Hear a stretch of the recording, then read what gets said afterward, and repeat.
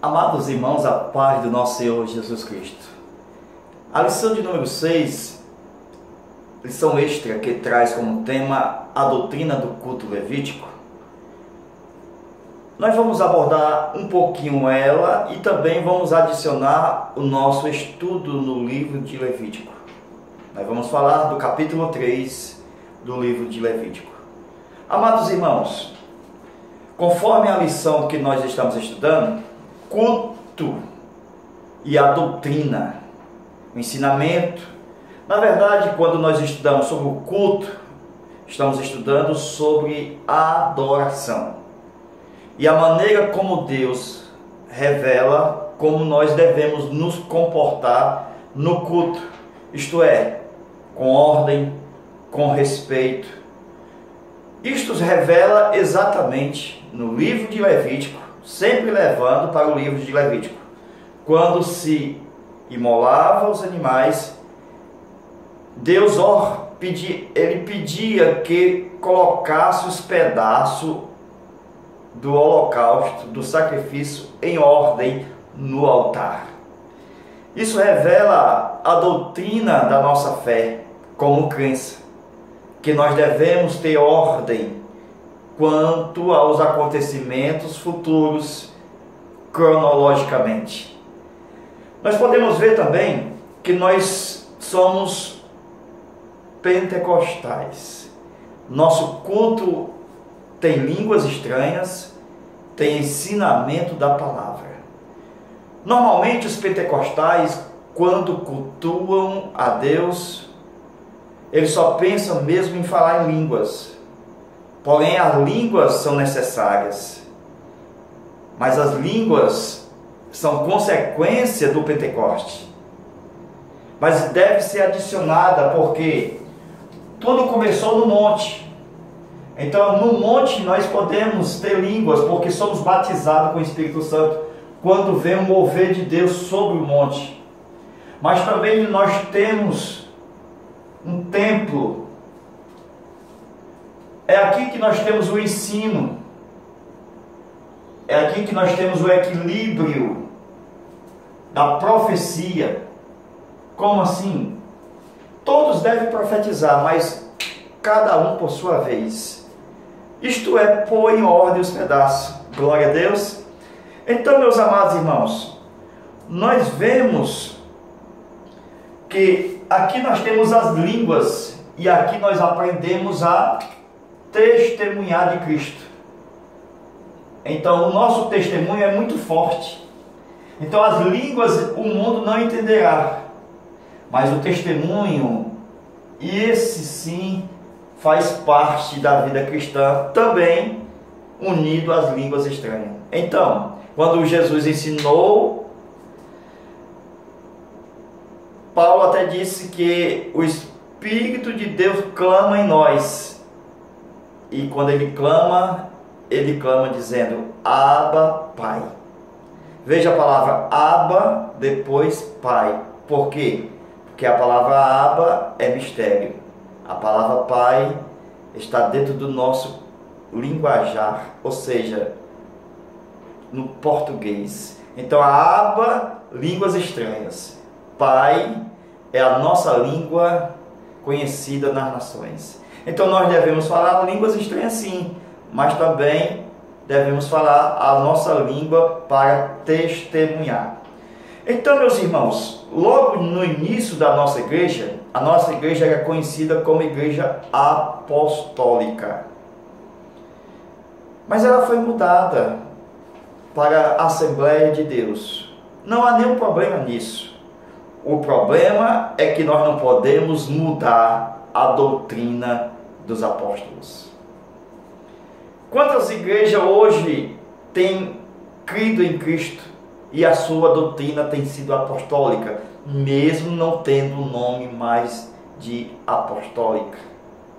Outras têm o nome de apostólica, mas também não tem mais a doutrina. É bom ter o nome, mas também ter a doutrina. Glória a Deus. Então, meus amados irmãos, com isso nós aprendemos no decorrer do nosso estudo que a doutrina da fé, ela é descrita no tabernáculo. Porque os 6 fundamentos lá de Hebreus, nós temos o altar, a bacia, e nós temos lugar santo e lugar santíssimo. As pessoas aceitam a Jesus aqui, tipo do altar de sacrifício. As pessoas, depois que aceitam a Cristo, elas não vão logo para a mesa, irmãos. Elas têm que ir para o batismo, porque é tipo da bacia de cobre. Com isso, a mesa que está aqui está em terceiro lugar. Eu tenho o primeiro, o segundo e o terceiro. Com isso, Jesus, ao mostrar das águas do Rio Jordão para ser batizado por João, João disse: não é necessário. Até o próprio Jesus mostrou na condição humana, ao se batizar, tomando nosso lugar naquelas águas, ele disse: João, para que se cumpra toda a justiça, me batize. Ninguém pode pular a parte do batismo. Tem pessoas que não querem ser batizadas, mas querem tomar a ceia. O batismo é necessário pela fundamentação da fé. Uma vez que Deus não quer que a gente morra fisicamente, então o batismo é um tipo da nossa morte já aceita por Deus, para poder nós vivermos neste mundo. Quando eu me batizo nas águas, Deus já recebe como se eu fosse mergulhado na morte. Isto é, Deus era para me matar, mesmo aceitando a Ele como meu Salvador, mas Ele é tão bom que Ele coloca um símbolo para representar a minha morte, porque Deus não quer me matar. Deus não quer jamais tirar a minha própria vida. Com isso, Ele aceita um símbolo que é da justiça. Ou seja, somos declarados justos por Cristo. E, tipologicamente, no batismo, nós somos aceitos na sua morte, assim como Ele morreu por nós. Então, meus amados irmãos, nós vemos também, lá no livro de Levítico, nós vamos já entrar no capítulo 3, tá bom? Ó, o livro de Levítico vai falar sobre a fermentação, pães sem fermento e pães com fermento. Mas colocando um texto de Mateus, capítulo 13, versículo 33, onde nós temos a parábola das 3 medidas de farinha. Olha aqui as 3 medidas de farinha, irmão. Ó, as 3 medidas de farinha. Ó, igreja, Israel, nações. Se lembra da doutrina quando eu tenho, ó, uma oferta de manjar? Qual é a oferta de manjar? A massa. Quando eu trato de massa, eu tenho a palavra oblação, porque a oblação, ela trabalha com o sólido, e a libação já está, ó, líquido, certo? Então a libação, ela trata do líquido, no caso aqui o vinho, por exemplo. E a oblação trabalha com a massa ou com a carne. Esse aqui, para nós entendermos o que é libação, para mim saber que é líquido, eu olho para o L e o I, libação. Então eu sei que é líquido. Por isso que o apóstolo Paulo, quando ele falou sobre que eu estava entregando a sua própria vida como libação, isto é, ele estava entregando a sua vida no altar e a sua vida estava derretendo, se transformando em líquido. Libação é líquido, por causa dos sofrimentos que ele levava de Cristo. Então, meus irmãos, nós podemos ver logo aqui dentro da tipologia, porque eu tenho oferta de manjar e eu tenho oferta de primícia. Lembra da aula passada? Porque a oferta de primícia vai trabalhar com fermento e o mel. Mas eu quero falar só sobre o fermento agora. Certo? Amados irmãos, o fermento na oferta de primícia já não tem mais o símbolo do pecado, certo? Mas o símbolo do pecado, quando fala sobre, nós temos os pães asmo, a palavra asmo, na sua Bíblia está asmo, em outras Bíblias está sem fermento, que é a mesma palavra sem fermento, quer dizer asmo, pães asmos, pães sem fermento.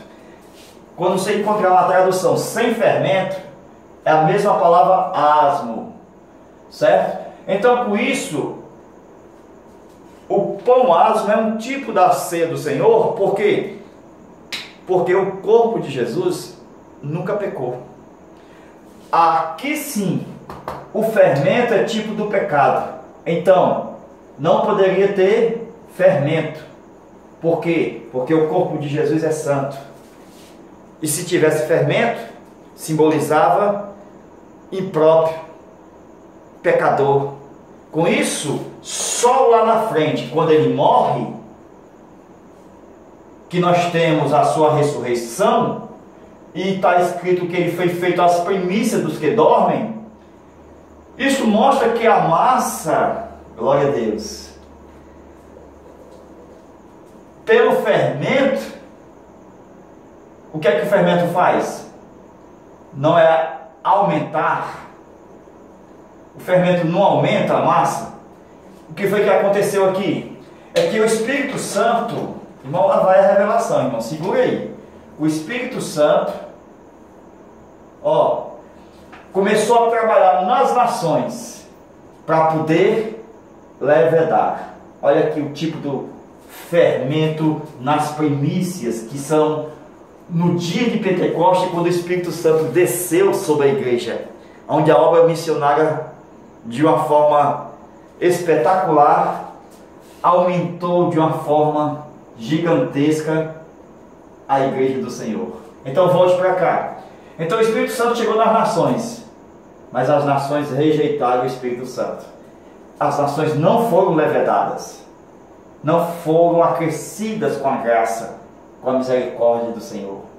Então, quando o Espírito Santo chegou em Israel, Israel rejeitou subir para ser uma nação sacerdotal. Com isso, Israel também não foi levedado.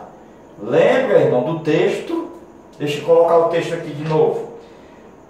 Mateus, aqui ele, 13:33. Pode ler as 3 medidas de farinha. 1, 2, 3. 1 a nação, 2 a igreja, 3 Israel. Então, quando o Espírito Santo chegou na igreja, aí foi levedado. Então não tem mais o sentido de pecado. Por isso que Deus permite na primícia ser adicionado fermento. Glória a Deus. E o mel fala dos dons espirituais. O mel fala dos dons espirituais acrescentado ao corpo da igreja. Glória a Deus. Então, meus irmãos, esta é a maneira de nós explicarmos tipologicamente antes da cruz e tipologicamente depois da cruz. Vamos aqui para mais uma. Vai pegando aí, viu? Essa que vem agora, ninguém fica falando assim, ninguém, como se diz, ninguém dá de graça, né? Tem que estudar, pesquisar, pagar curso. Há 2 anos eu paguei um curso, irmãos, ainda estou estudando. R$1.200. Já foi pago esse curso e eu ainda estou estudando esse curso. bacharel em teologia. Meus irmãos, o que eu tenho estudado, tenho passado para todos vocês, é uma riqueza o nosso curso. Que Deus abençoe a você, que estas aulas sirvam de bênção para a sua lição. Então vamos mais para mais revelações? Glória a Deus. Então vamos lá. Próxima revelação.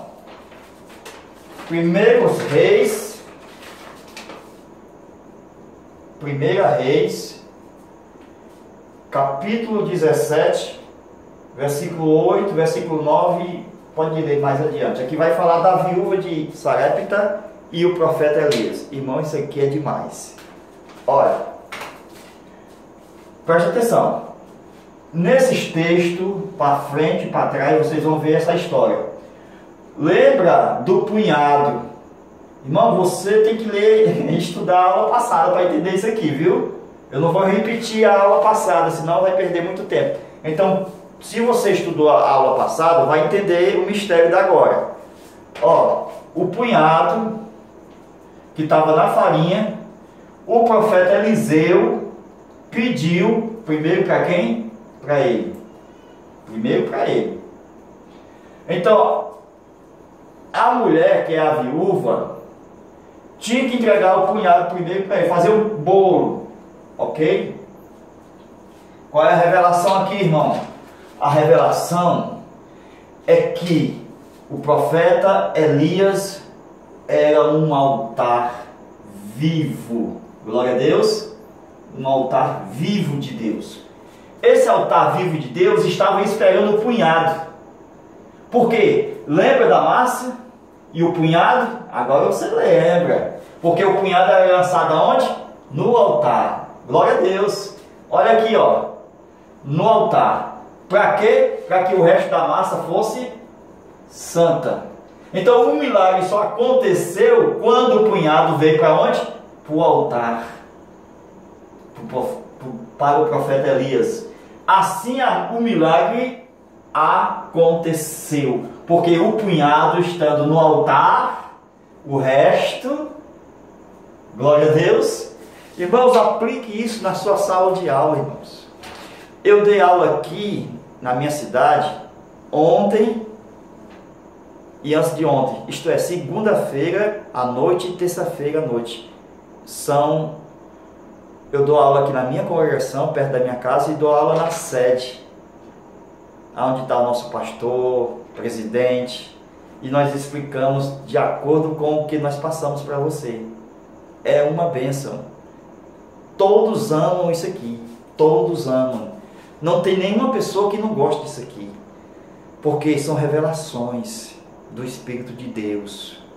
Isso, quando é falado na igreja, a igreja se anima no Espírito, porque Deus está nesse negócio, Deus está nessa massa, Deus está multiplicando, é o Espírito Santo acrescentando a massa, a sua própria levedura, que é a multiplicação do corpo em conhecimento, em graça.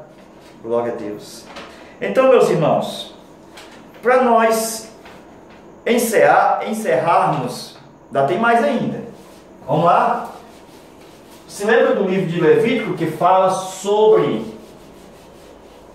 Vamos lá?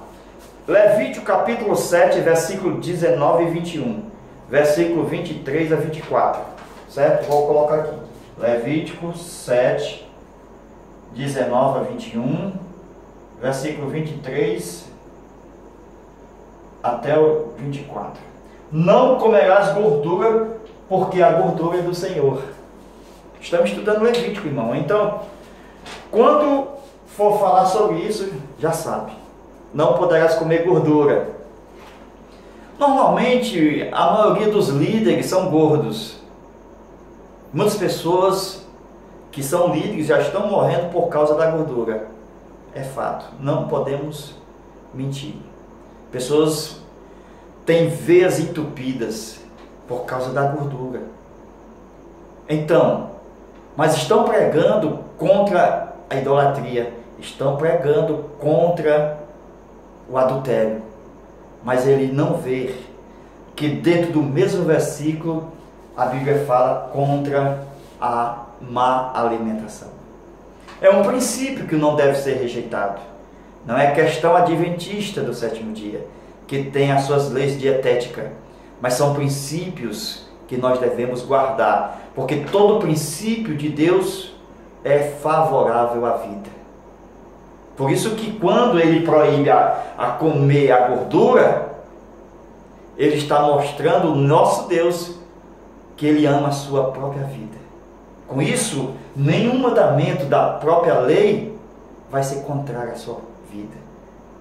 Por isso que está escrito que os seus mandamentos não são pesados. Glória a Deus. Porque se nós amarmos, primeiramente, a nós mesmos, nós não vamos querer colocar gordura no nosso sangue. Isso aqui são princípios, irmãos. Nós não estamos colocando leis adventistas. Estamos olhando princípios. Então, vejamos mais alguma coisa. Segundo o que está escrito, a gordura poderia ser colocada em uma obra, em um trabalho. A gordura poderia ser usada para ser uma graxa, para polir um sapato. Então, poderia ser usado na obra. Mas está escrito expressamente, mas não comerás. Irmãos, quer saber o que significa gordura na Bíblia? Quer saber mesmo? Quando Deus disse não coma gordura, gordura é um tipo da glória de Deus. Eu não sei se você vai aguentar, mas quando a pessoa come a gordura, preste atenção, muitas pessoas já estão caídas porque estão comendo gordura. As pessoas que estão caídas, já já pula para a política, porque deixa de ser um ministro da casa de Deus para ser um político. É ou não é verdade? Quantas pessoas não saem do chamado do ministério para ser um político? Aí, o que é que nós estamos mostrando aqui é que é muito triste, irmão. Quando a pessoa come a gordura, ele está atraindo para si a glória de Deus. Lembra do caso de Lúcifer? Lúcifer também é um exemplo. E quando nós não comemos a gordura, nós mostramos que é do Senhor a glória.